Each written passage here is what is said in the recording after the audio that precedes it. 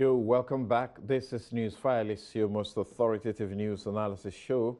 And we have a lot of issues that have made the headlines that we will be dealing with, of course, including looming employment crisis as government removes over 26,000 names from the payroll, while teachers and nurses threaten demonstrations. We will seek to understand the vandalism and all that we are seeing over the president's nomination of MMDCEs. Nominations, not appointments, nominations, and lives are threatened as a result. Now let's get here and let me introduce my guest for this morning. And the usual suspect is in, of course, he comes along with what normally follows him, his dossier. Abdul Malik Kwekobako, he is editor-in-chief of the New Crusading Guide newspaper. Dr.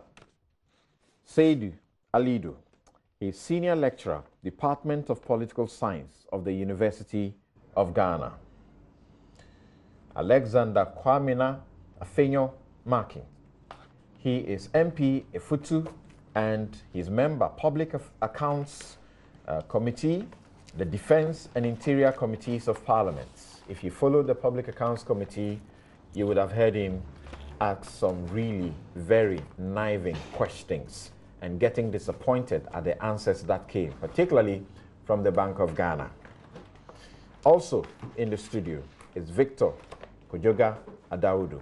He is a private legal practitioner and a member of the legal team or committee of the NDC.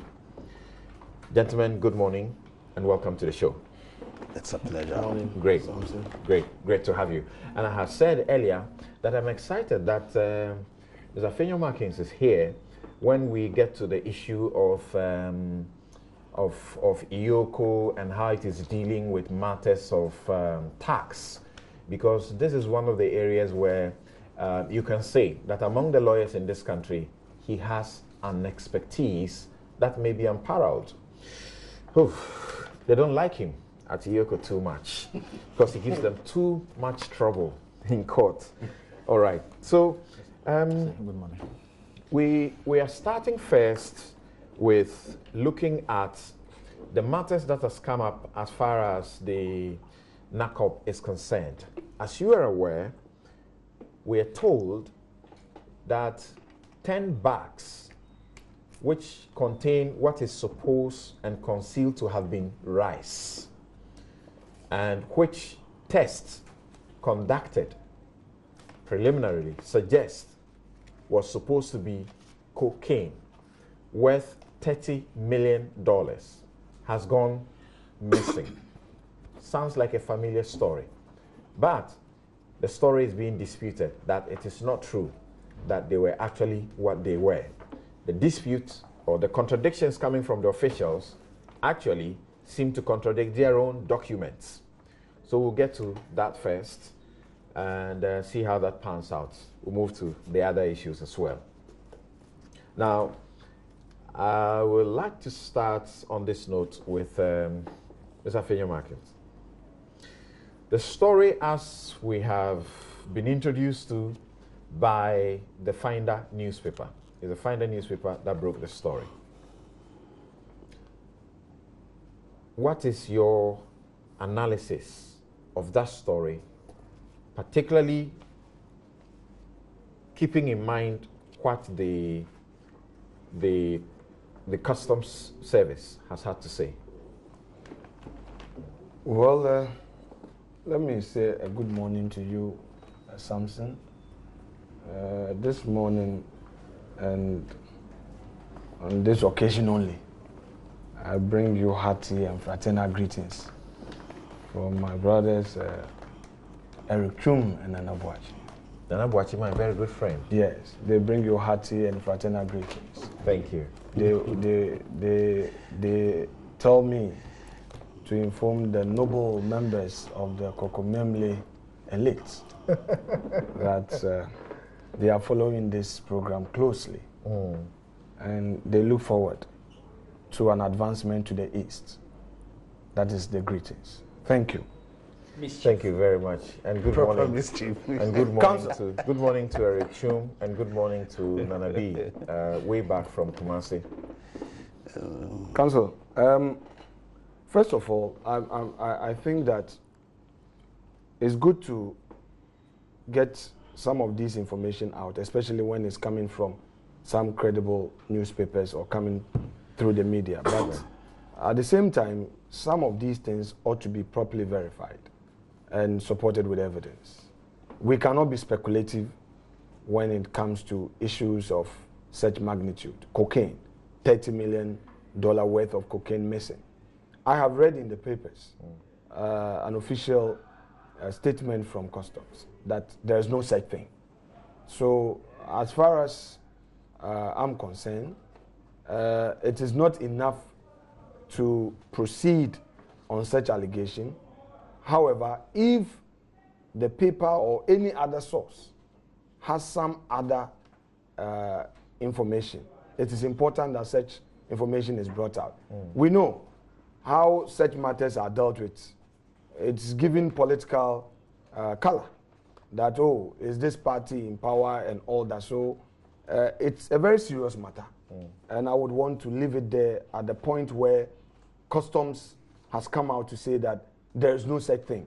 And in fact, the officer in charge at the port strongly makes a point that anybody with evidence should come forward with all the necessary information, and then we'll take it up from there. Let me read just a bit of the story to you. Please go ahead. So you tell me whether prima facie, as you say as lawyers, you have reason to doubt the story more than believe it.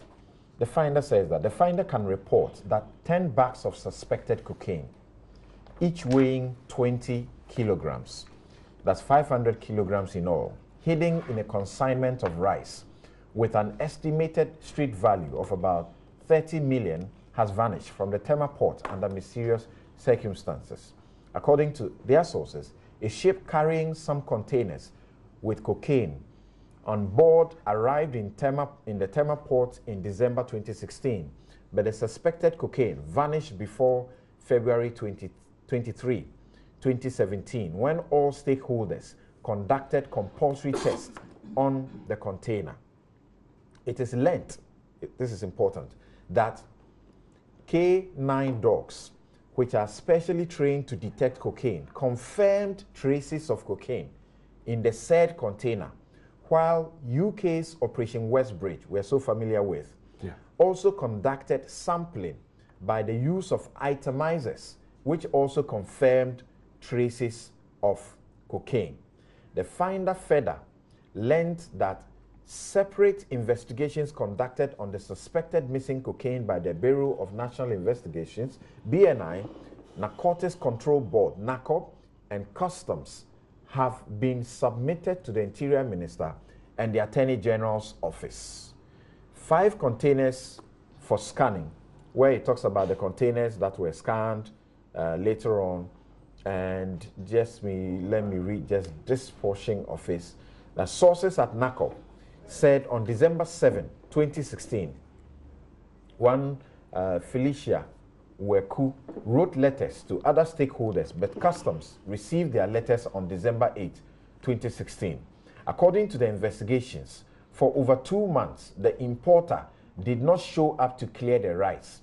As a result, the finder learned that NACOB, in the first week of February, fixed February 25, 2017, to undertake compulsory scanning of the container and inform all stakeholders. However, NACOB sources say on February 2nd, is that what you meant to write? Intelligence indicated that on one of the containers with identification number so and so was moved to Golden Jubilee Terminal without the knowledge of NACOB. Subsequently, NACOB quickly called all stakeholders on February 23, 2017 for compulsory examination of the container, which was believed to contain the cocaine. So there was finally a group, which is a team that is put at the port for the purposes of surveillance. According to the findings investigations, questions are being asked as to why the head of JPCU, Felicia Waku, instead of detailing a surveillance team to keep the containers in sight 24 hours, left that duty to GPHA Health Security, while a 2-member NACOP surveillance team only visited the depot 10 immediately, intermittently, to ensure that the containers were there. What do you make of these? These are not things that have been manufactured. Well, to the extent that they itemize specifics and give a certain lead, we can only be sufficient then to now launch a proper investigation into how such suspected item could go missing. But I believe you would also agree with me that Mr. Confidence Nyazi is a very senior person at the port, head of the customs division there. And he coming out categorically to also say that there is no such thing. Unless he's trying to deceive the whole world, then I would say that then there's no point he being there. Okay? So I would conclude on this by saying that, well, if a public officer in charge at the port is denying such facts, and the finder claims that it has learned its sources, then it is important to move a step forward, okay, to establish the facts. Because we cannot leave this for purpose of speculation. We should establish the fact. Is it true that indeed cocaine was shipped in? Is it true that somebody imported rice and the person refused to make herself available to do the necessary processing with the purpose of clearing them out of the port and all that? I mean, these are leads that we should take a step forward in terms of coming out with the truth. So I would want to support any investigation that would uncover what really happened. But at the same time, we should also take note of the categorical statement. Unless Daily Guide has misreported Mr. Confidence Nyazi. But he has also categorically stated, because I believe that if indeed any such thing did happen, he as head of customs at the port should know, or should be in the know, or should be part of the whole exercise. But to come out categorically to say that, look, there's no such thing, they've done investigations with other state agencies and there was no such thing, one wonders what exactly to be done under the circumstances. But bottom line, we should go further to unravel the fact through investigation. Okay. Now, Victor, does it suggest to you that the references that have been made of the involvement of the BNI, of NACOP, and the Attorney General's departments, Interior Ministry, all having been brought in the picture by way of official information about these specifically named ships, does it suggest to you that there's something real than the outright dismissal of the claim by the customs? And we'll read what the customs for me, I think that on a lighter note, Mr. Confidence Nyazi, I believe that what he has said and what he's saying, the public will have confidence in him, as his name has said. Now, let's backtrack a little bit. There's suppose, and I know there is National Security Council. They're saying that this got into Ghana in December 2016. That's right. There was a transition, and the current Minister of Interior was a principal member of the transitional team. There had been handover notes from NACOP, the executive secretary at that time. I think this man, Akrasi. No, Akrasi left before. Akrasi left, but Blankson was acting. And if this is an issue, it will be red flag. This will be an issue that would come to the domain of the security apparatus. And it will find its way into the transition, knowing that there is a vessel. We are suspecting, or we have intelligence that it is laced with some bags of cocaine. So if you backtrack, were all this found in the transitional notes? If this was found, then what happened? Who was putting surveillance on it? If you look at the itemized thing that Finder had come with, it gives us specifics about the container. Now, if you see the information that has been given by Nyaji, it's saying that they were only informed, customs were only informed by a letter, and they were not told. I believe the head of GRA and others, they report to their ministers, and they found themselves also as part of national security. So are they saying that national security or the Security Council was not aware that there was any cocaine coming from anywhere? Then where is NACOP also coming from? For me, that report that Confidence has given to us, there is more questions to be answered than he has put in the public domain. I'm a little bit worried.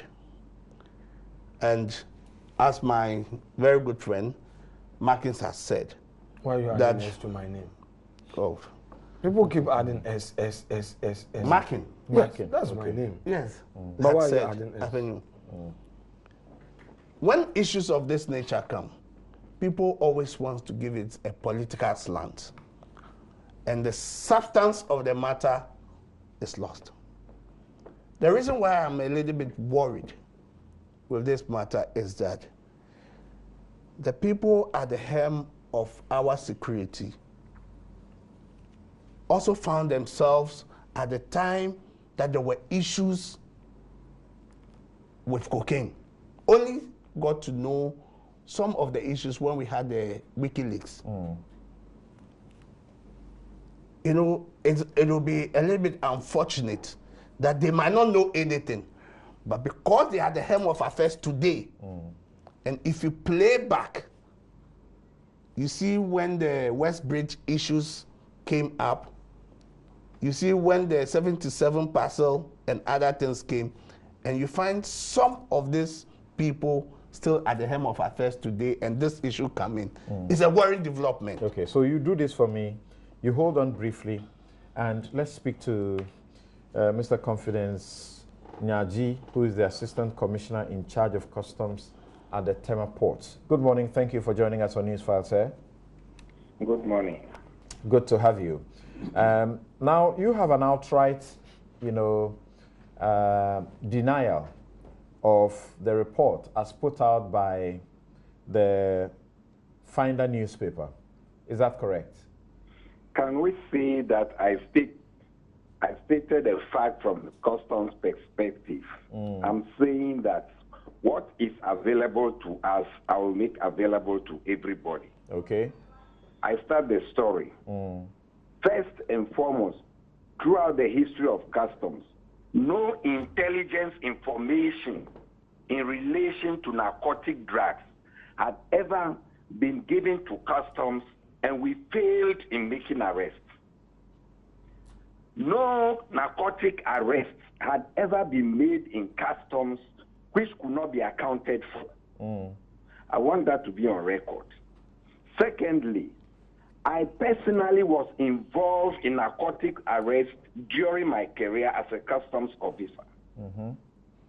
At the airports, There was an instance where we intercepted cocaine which was concealed in 21 pieces of casserole bowls. I was the team leader at that time. On another occasion, we had information which we followed on. A Nigerian was coming into the country with just one fly wheel, a cornmeal fly wheel. That big wheel around which rotates the conveyor belt that turns the cornmeal. It was concealed in that metal. What it meant was that a hole was made in the front wheel, and it was sealed, and it looked as if it was an original corn wheel. We arrested that case. Okay. I was part of it. Again, I was the team leader. Okay. When I was heading home, we made arrests of 1-point-something tons of cannabis, which was publicly displayed on the media. Yes. And what happened in this situation? We made other arrests of cannabis on 2 different occasions, one being 500 kilograms plus, another being 400 plus. All those things, I was in charge. And I made all the information available to the nation. There would be no reason, therefore, if there is anything that I know on this case, I wouldn't make it available. Now I tell you what happened from the customs perspective. There was a time when a letter came in from NACOP asking that some containers, they had an interest in some containers, and that they should be separated for their attention. The letter was minuted by management to the duty officers in the port, and that was done. Along the way, there was a team that visited me early this year to the effect that they wanted to carry out some examination, joint examination. So I personally minuted that letter that they should involve all the stakeholders in that examination. It was then that later they reported that one of the containers was not accounted for and that it had been removed to another terminal. I'll come to talk about container transfers pretty soon.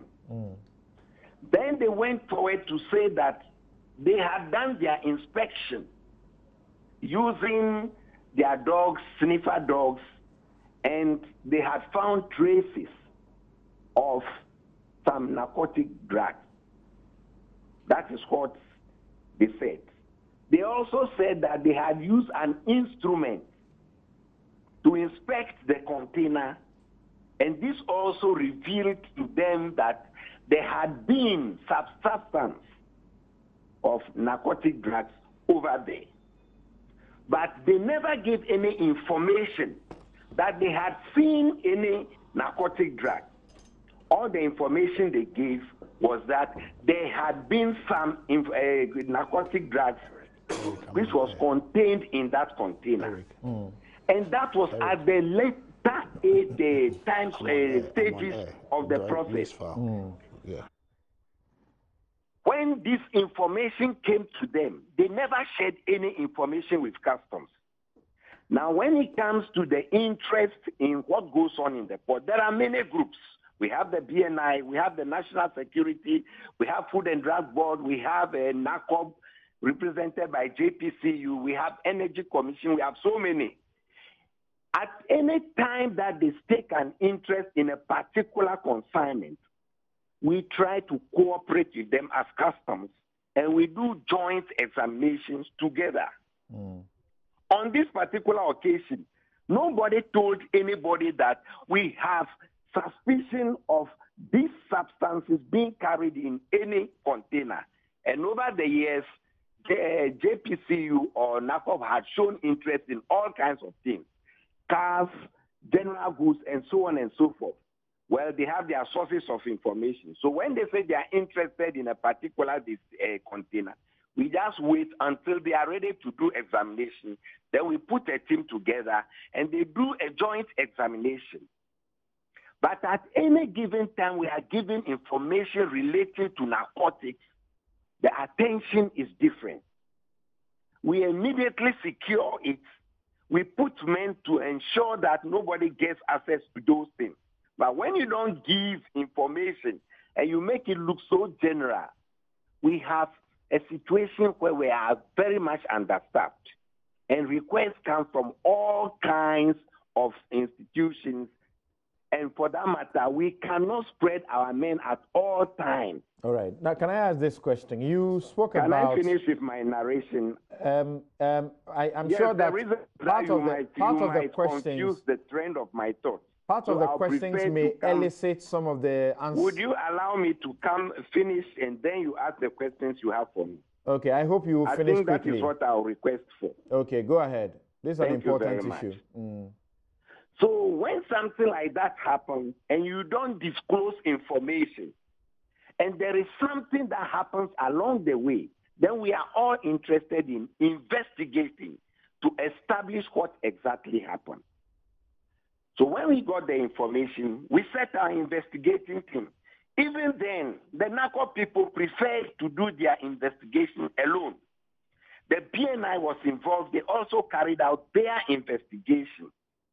The investigation reports that are available to me indicates that the letter came to management. It was approved by management that a sample should be taken of the rice that was said to have been imported. And it is something that is normal because all food items, drugs, excuse me, when I say drugs, I'm talking of medicaments. Okay. And chemicals, they normally take them to Food and Drug Boards, Standard Board, and other regulatory agencies who then test and give the approval before we allow duty to be paid on it, and it is cleared into the country. So it was a perfectly normal process. They put in application as a process. The application is processed at management level. It is pushed down to the harbor, to the supervisor there, and the supervisor appoints somebody. Now, in this particular case, the application was approved by customs management. It went to the supervisor. The supervisor also minuted the same application to an examination officer. At this point, no examination officer was contacted. Because there was approval on the letter, they took it straight to the post authority, who also treated it as an approval from customs and allowed the people to have access. Are you getting where the link is? The missing link is. I'm following. Nobody got to any examination officer. And even at this stage, everybody was thinking there was rice. Now let me comment on the container movement. I said I was coming to clarify. Right. So you do that very quickly, and I ask you a few questions. Okay, thank you very much. Container movement is a normal process every day. In a day, you may get more than 20 or more containers being transferred from one terminal to another. There are many reasons. If the goods are meant for scan and they found themselves in a terminal where there are no scans, they will normally apply for transfer where it will be taken to a scan terminal. If the goods contain vehicles and they are taken to a different terminal, they will normally apply for transfer and it will be taken to the terminal where they can divert the vehicles and do the work on it. When goods are consolidated, that is to say many people have their packages, their goods in one container, they are normally examined at specialized areas we call the CSS terminals. So when they find themselves elsewhere, as in this case, Shed 10, an application comes, it will normally be transferred to where the appropriate facilities are for examination. Apparently, nobody can guess what is on the mind of any criminal. So when you take advantage of the process up to a point and something is suspected to have happened, I use the word suspected because I have not been shown in evidence that this substance was contained in it. It is only a suspicion based on their findings. At this case, I'll wait for you and I take your question at this point. Thank you. Now, you seem to suggest and you seem to offload the blame on uncoordinated work and lack of information sharing. And so at each stage, you seem to have been on the blind side of the exact content of what it is that was being examined. Is that what I heard you to suggest? To put it exactly the way I said it, what I'm saying is that customs was not informed there Thank was you. any. Thank you. So no intelligence was shared with customs. Thank you. And then you suggest that BNI, NACOP appear to want to conduct the test individually and separately. I am saying that when the suspicion was mentioned, we conducted investigation. We are aware BNI also conducted their investigation. We are aware NACOP also conducted their investigation. Right. So three of us conducted investigation. Great. You made reference to a letter that you minuted. Yeah. Right. And this letter clearly drew your attention to the specific containers that needed close scrutiny 24/7, correct? I didn't say that. And there was no indication like that. If there was, it would have been a different situation. Okay. What I said was that they requested for a joint examination, and I minuted that all agencies should be involved in the joint examination. Right, but the joint examination, joint examination is by the Joint Port Control Unit, JPCU, correct? Yes. Who are the members of the JPCU? We have a customs representation there. I know NACOP is represented there. I am not certain who are the other agencies represented on that unit. So the point I'm driving at is customs was involved, correct? There was a customs officer on that unit, but investigations established that he was not aware of what was going on. In fact, he was not informed. Interesting. Yes. So that is your problem, is that it? Problem? I didn't mention a problem here. That's your issue. I am saying that customs was not informed, and I emphasize it now. Okay. But you see, when you said customs was not informed, I was puzzled because I have seen the letter that you referred to, the letter of December 7 that you referred to, and you say you minuted, and this letter was supposed to be a letter that conveyed the information that the joint task force or unit was the one going to do this job, and that these containers you were to ensure that these containers will be examined by the joint team before it moves to where it eventually moved to, and these parcels or 10 bags apparently missing. I don't know what letter you are referring to. If you can just read it, I'll be grateful. I'm referring to the one by the JPCU. Can you read the contents? Okay. I'm referring to the one that you clearly minuted. It's dated the 7th of December. Can you read the content? I don't have the letter in front of me. Can you read the content, please? Okay. It is about request to scan targeted containers. I think for good reason, it is not appropriate to put the content all out in the media. But the heading is enough for you. Request to scan targeted containers. And maybe the very final paragraph says that pending the joint examination, and they emphasize, with all stakeholders, which will be conducted on the Golden Jubilee Terminal, the unit is requesting to scan the containers at GSL when they are en route to Jubilee Terminal. Did I sign that letter? You saw my name. If I sign it, you will see CNYADZI. That is my signature.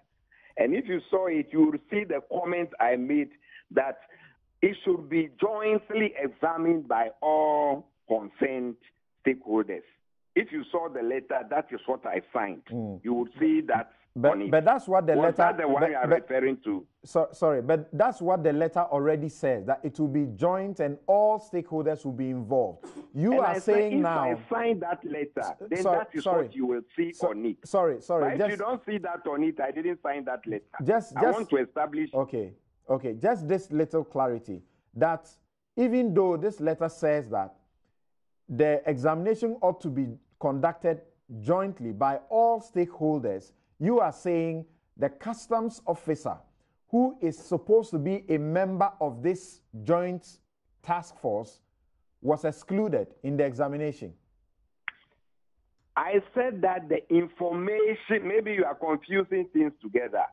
This is examination. The passing of information, intelligence information, at the time it was had, right, customs is not aware of it. Okay. It was only kept by either NACOB or NACOB and JPCU. Right. On that JPCU, there is a customs officer. Our investigation has established that he has no knowledge of any intelligence information regarding that consignment. Okay. And I'm saying that at a later stage in the development, when they were ready to do examination, they brought a letter which I minuted, insisting that all stakeholders must be part of the examination. Now, if that is the letter you are reading, you will see my comments on that letter that all stakeholders must be involved in. But that is at a later stage. Right. It was then that when they did their examination, they had the problem. But I'm saying that the problem is if they had shared information, right, we would probably have been able to secure this thing. The information you were seeking ought to have been shared. You wanted the information. Sorry, forgive me. The information you wanted to be shared with you. Yeah. Should have included, for example, the information that. Not written. Wait. Should have included, for example, the information that the intelligence had, which was that sometime in October, they were hinted by the United Nations Office on Drug and Crime that there was a ship coming from a particular country and that it was heading for the Tema port and contained cocaine concealed in containers loaded with rice. You wanted to have been told this and you were not told. And so it didn't assist you. Is that what you are suggesting? I have told you that in this business, there is intelligence sharing. Okay. And in all cases that we have intelligence, we have delivered 100%. Okay. That was my initial comments I made. Okay. If you keep the intelligence close to your chest and you fail to share it with those who matter, you are likely to create a situation which could be taken advantage of. Was there? At this stage, I am not admitting that there was let's see if we can get this thing done with. Yeah. Was there instructions to you, or were there instructions that you are aware of that the isolated containers should be under 24-hour surveillance? Please, that is an information you are giving me now after reading the information, that letter. But even I'm telling you that letter was for the examination of the containers. The letter you are reading, which I signed, was for the joint examination of the containers. Okay. But I'm saying that many times they have staked their interest in containers, which could contain vehicles, which could contain other goods. Right. So we wait for you when you are ready to come and do examination. We order a joint examination. Right. But in all these cases, we refer to the action point, which is the ports where the instructions are carried out. Okay, I'll state this and try and get you out of this discussion so we move on here in the studio. What we know is that the containers that were supposed to be detained under the surveillance and kept until the joint investigations, one of those containers that was moved from to the Golden Jubilee Terminal. Yes, from the Depot 10 to the Golden Jubilee Terminal was moved on the instructions of a letter from Customs. You can confirm that? Can you read that letter for me?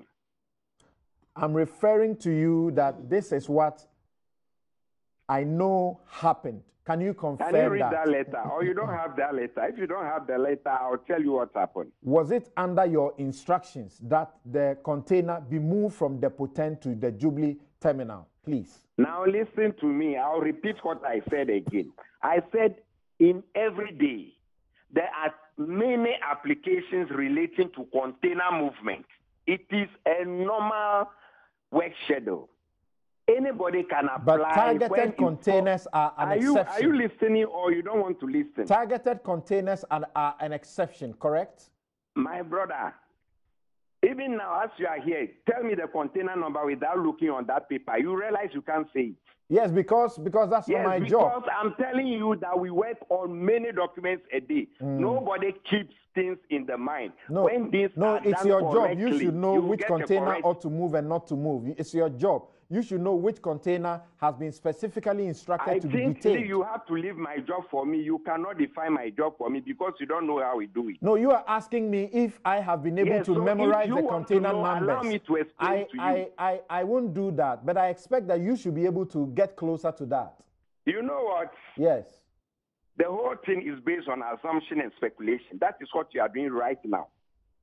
I'm not assuming and speculating. Because you don't want to listen to the facts. I am speaking to you on the basis of documents in my possession. Of cocaine, and you are taking that as a fact, and you are basing your arguments on it.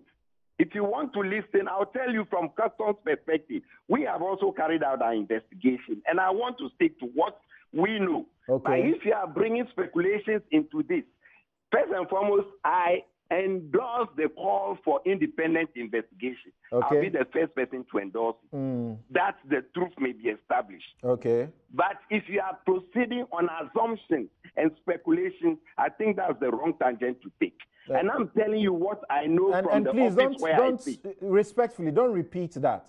I am talking to you about facts. So stop referring to assumptions and speculation. Please. Because we have facts, telling you. They are facts subject to you disputing them. You are supposed to give us information. That's your job. I am telling you that the information I have, I'm giving it to you. Right. And you are contradicting those information with speculation. No, with facts available to me, sir. Did you carry out any investigation yourself? Can we go to the subject? I think this is hearing of course. It's not fruitful. Let's go to the subject.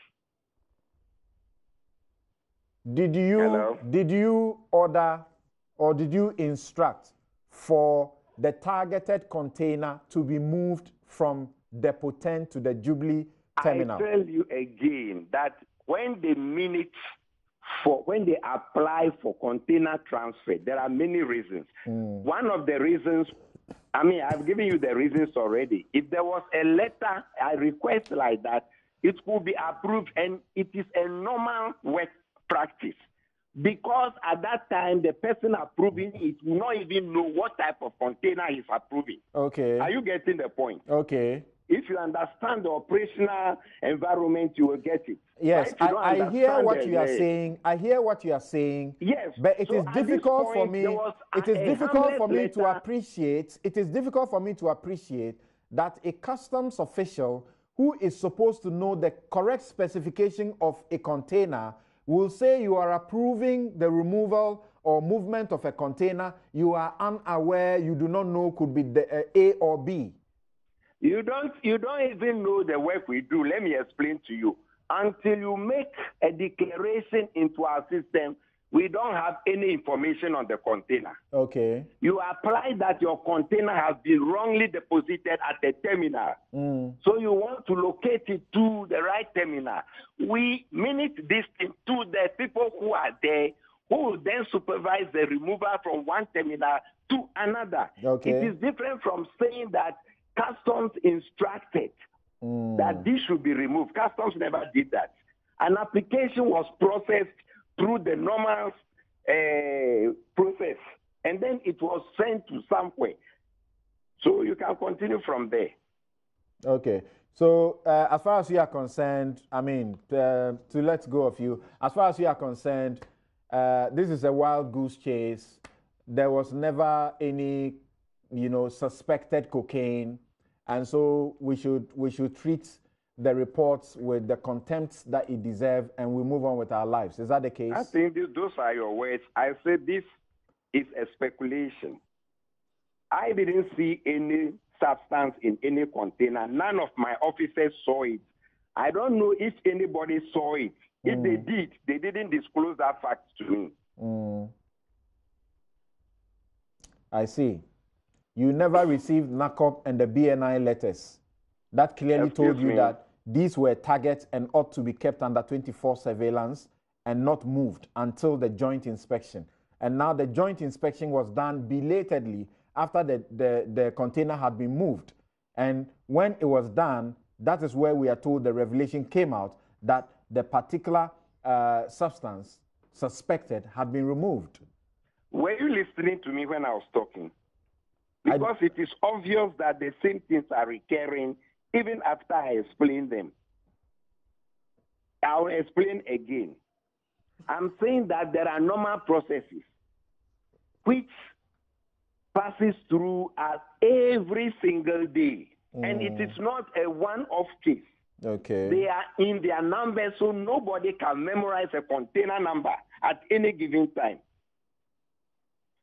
At any time an application comes, you push it to the next level of activity. And from there, it goes on to the last level. But in this particular case, they truncated the process somewhere and something went wrong. That is what I established. Okay. Okay. So who eventually applied for this container to be moved? The agents of the importer, Global Cargo. Thank you for your time, sir. Thank you too. Right. Bye. Okay. I'll take a break here. We'll return and see how we continue with this particular issue.